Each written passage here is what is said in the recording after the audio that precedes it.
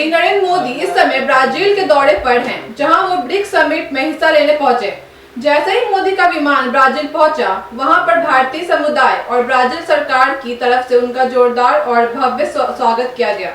Airport पर भारत माता की जय और मोदी मोदी के नारों से माहौल गूंज उठा। इस खास मौके पर भारतीय ध्वज लहराए गए और सांस्कृतिक कार्यक्रम भी हुए। क्या है ब्रिक्स समिट, आइए जानते हैं।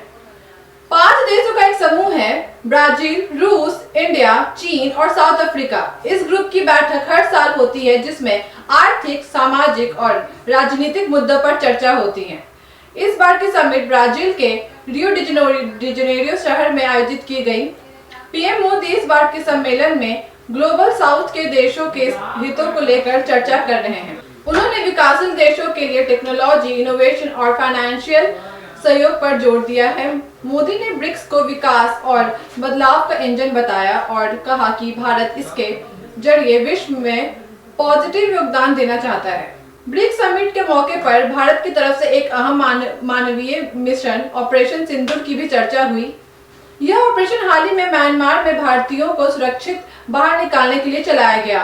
पीएम मोदी ने इस मिशन की सफलता पर गर्व जताया और कहा कि भारत हमेशा अपने नागरिकों की सुरक्षा को लेकर प्राथमिकता देता है। पीएम मोदी ने वैश्विक समस्याओं जैसे जलवायु परिवर्तन, आतंकवाद और आर्थिक असमानता पर भी चर्चा की। उन्होंने बताया कि भारत ने इस समय समस्याओं के समाधान के लिए सबके साथ मिलकर काम करने को तैयार है। उन्होंने ग्रीन एनर्जी और डिजिटल ट्रांसफॉर्मेशन को बढ़ावा देने की बात की। पीएम मोदी इस दौरे में ब्रिक्स देशों के अन्य राष्ट्रीय अध्यक्षों से अलग अलग मुलाकातें भी करेंगे, खासकर रूस के राष्ट्रपति व्लादिमीर पुतिन, चीन के राष्ट्रपति शी जिनपिंग और ब्राजील के राष्ट्रपति लुइस इनासियो लुला दा सिल्वा से उनके खास द्विपक्षीय मुद्दों पर चर्चा होने की संभावना है।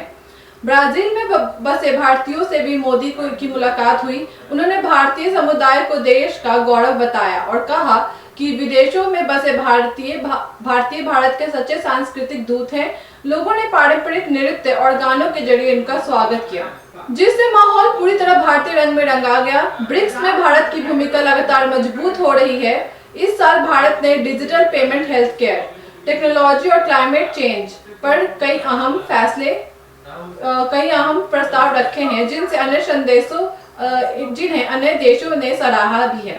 मोदी ने कहा कि भारत वसुधैव कुटुंबकम यानी पूरा विश्व एक परिवार है के विचार को आगे बढ़ा रहा है।